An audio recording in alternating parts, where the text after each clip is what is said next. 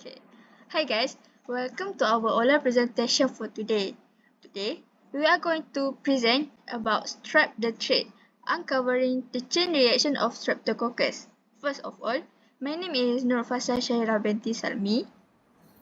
My name is ASMATUN binti AHMAD JAMALUDIN. I am JESXINDA NYIPAN, ANAK GUBI. My name is RAIHAN binti ALLUWI. And my name is Muhammad FARISH HILMI bin Zamzam. Thank you guys for the introduction. Okay, let's move on to our next slide. Okay. Before we go further into Streptococcus, first, let's get to know Streptococcus. Streptococcus is a genus gram-positive.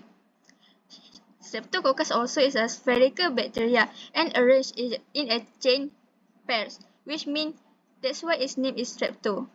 And then, Streptococcus are commonly found in human throat, mouth, respiratory tract, and also skin. Okay, move on to the next slide.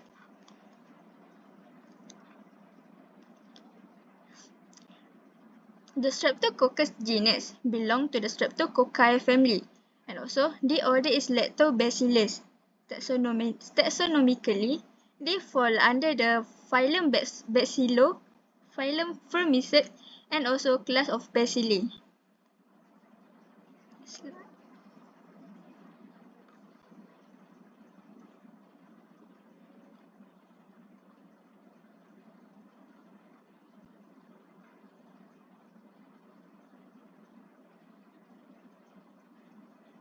Let's move on to the next slide.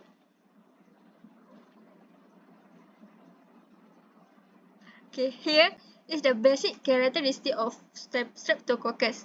Streptococcus are gram-positive cocci. It's also non-motile, which they lack flagella and cannot move.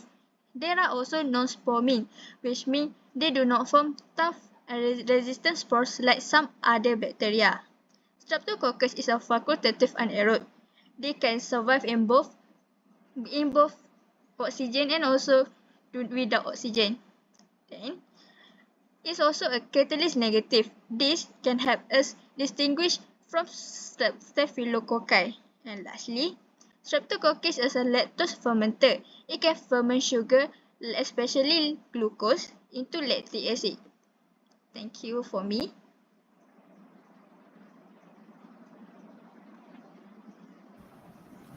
Okay, so we move on to the next slide, which is phenotypic characterization. For the first one is we look at the gram staining. Streptococcus is a gram-positive cocci, which means that it will appear as purple in color under microscope, and they usually form in chains or pairs. The second one is we test for the catalase activity. These Streptococcus are catalase negative, which means that they do not produce bubbles when reacted with hydrogen peroxide. This helps us differentiate them from other catalase positive bacteria like Staphylococci. And the third one is we observe the type of hemolysis they produce on blood agar. So for the first one is alpha hemolysis. They cause green discoloration because due to the partial breakdown of the red blood cell. The example of species for alpha hemolysis is Streptococcus pneumoniae. The second one is beta hemolysis. It shows a clear zone around the colony, which means complete lysis of the red blood cells. A common example is Streptococcus pyogenes. And the third one is gamma hemolysis, which means that it is not hemolyze the red blood cell at all, and there are no visible change on the agar. And the example is Streptococcus bovis. Next slide, please. So the fourth one, we test for the biochemical. There are several biochemical tests that I had listed here, but we did not conduct it during our lab session. So for the first one is bacitracin sensitivity test. It is a test to differentiate between Streptococcus pyogenes and other beta hemolytic streptococci. It shows an inhibition zone around the bacteria if it is positive. Inhibition zone is like a clear zone around the bacteria. The second one is CAM test. It is used to identify Streptococcus agalactiae. It will show an arrow on the agar plate if it is positive. And the third one is biosolubility test. It differentiates Streptococcus pneumoniae with other alpha hemolytic streptococci. We put the bacteria inside a test tube that contains bar salts, and if it is positive, it will be clear compared to negative, which the negative will remain turbid or cloudy. The fourth test is optochin test. It is used to identify Streptococcus pneumoniae, resulting in an inhibition zone on a blood agar plate. The result is the same as the bacitracin sensitivity test that I had mentioned earlier.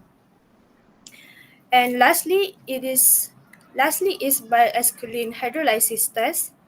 It is used to identify which bacteria can hydrolyze esculin in the presence of salt. Positive test resulting in blackening of the medium suggests that the bacteria can tolerate bile and hydrolyze esculin. The species that gives positive result is Streptococcus bovis. That's all from me.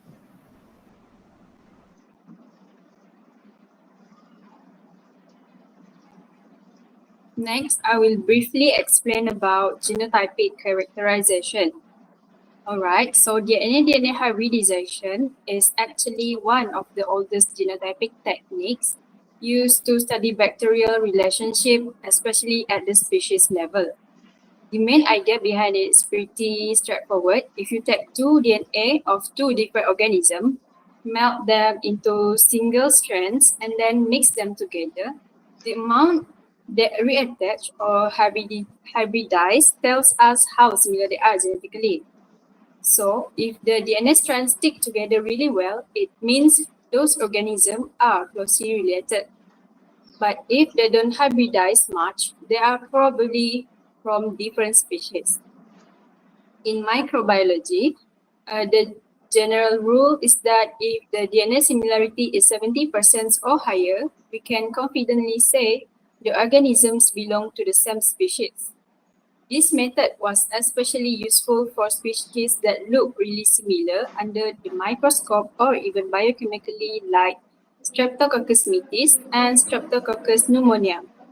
Sometimes phenotypic tests cannot distinguish between them, but hybridization can. Even though this method is not as commonly used nowadays because we have faster and more advanced sequencing technologies, it still holds value.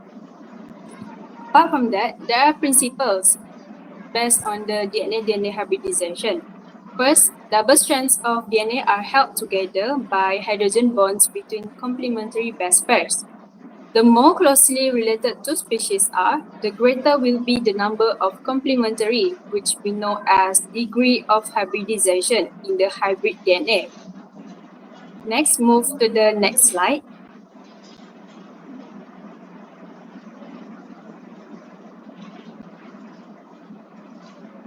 Now moving on to more modern and widely used method, 16S rRNA gene sequencing. This technique falls under DNA sequence-based approaches, and it has really changed the game when it comes to bacterial identification. The 16S rRNA gene is present in all bacteria, and the reason it's such a good target because it's highly conserved, means it doesn't change much over time. But it also has certain regions that do vary, which make it super helpful for comparing different species. In simple terms, it's like looking at a paragraph where most of the words are the same, but a few keywords are different. And those differences are what help us figure out which species we are dealing with. For Streptococcus, this method can accurately identify species like S. pyogenes, S. pneumonia, S. agalactiae, and etc. It is way more reliable than older methods like sugar fermentation test or gram staining. Another great thing about 16S sequencing is that it works even when the bacteria cannot grow well in the lab. For example, if you only have a DNA sample from a throat swab or clinical specimen, you can still identify the bacteria without needing to culture it.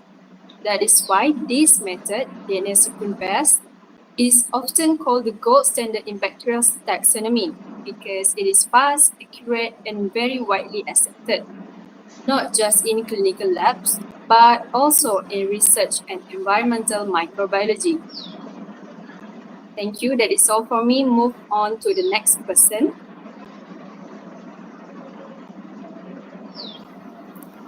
So next, let's dive into the extra information of Streptococcus species on their pathogenicity, industrial use, public health, and also differences with Staphylococcus. Next slide, please.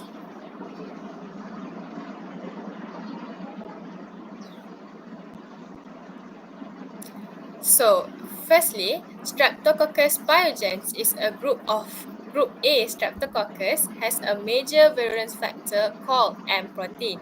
This surface protein helps the bacteria to avoid by being destroyed by our immune system. It works by blocking phagocytosis and interfering with complement activation. Because of this, S pyogene can cause a range of diseases from mild infection like pharyngitis, which is sore throat and impetigo, to severe complication like rheumatic fever and necrotizing fasciitis, which is a condition where your flesh being eaten by a bacteria. Next, Streptococcus agalactidae or Group B Streptococcus, they produce beta-hemolysin, which is a toxin that breaks down red blood cells and damage tissues.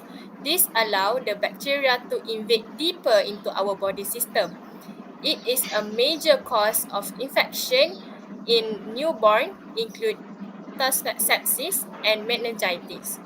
Lastly, Streptococcus pneumoniae uses a toxin called pneumolysin, which is a cytotoxin that destroys immune cell and lung tissue.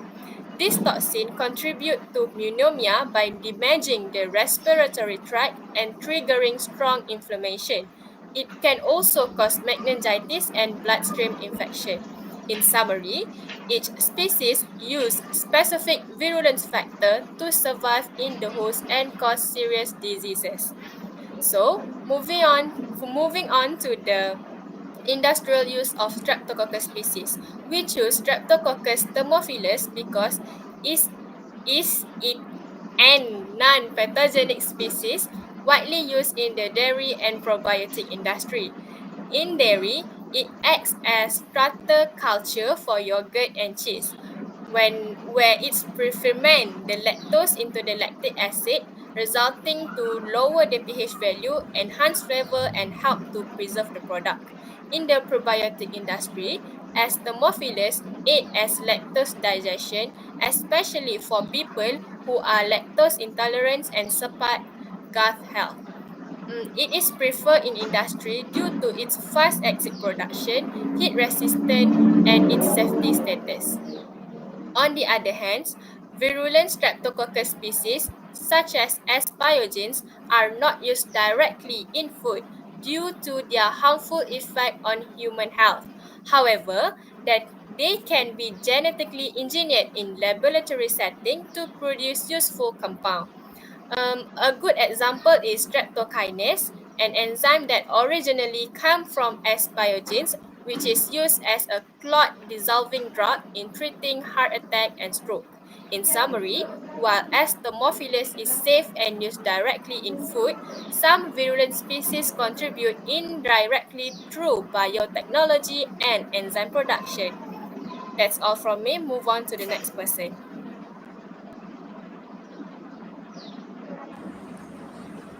Thank you, ASMATUN. Now let's take a look at the key difference between Streptococcus and Staphylococcus species. Firstly, in terms of cell arrangement, Streptococcus typically appears in chains or pairs, meanwhile Staphylococcus appears in grape-like clusters. Secondly, for the catalyst test, Streptococcus is catalyst negative, meaning it doesn't produce bubbles in the presence of hydrogen peroxide. On the other hand, Staphylococcus is catalyst positive and will produce bubbles. Next, we look at hemolysis patterns. Streptococcus show alpha, beta, or gamma hemolysis, which refer to the breakdown of the red blood cell. Staphylococcus, however, mostly shown beta hemolysis or can be non-hemolytic. Finally, in terms of associated disease, Streptococcus cause disease such as strep throat, pneumonia, and rheumatic fever. Staphylococcus is commonly linked to food poisoning and MRSA infection. Moving on to the public health aspect, Streptococcus is a concern not only in clinical settings but also in food safety. It can contaminate food through improper handling or the use of unpasteurized milk. This serves as an indicator of poor hygiene practice in food or water sources. In hospitals and clinics, Streptococcus is known to be a major cause of community-acquired infections, especially among children, the elderly, and immunocompromised individuals. So, understanding the controlling the spread of Streptococcus is important both for public health and clinical safety.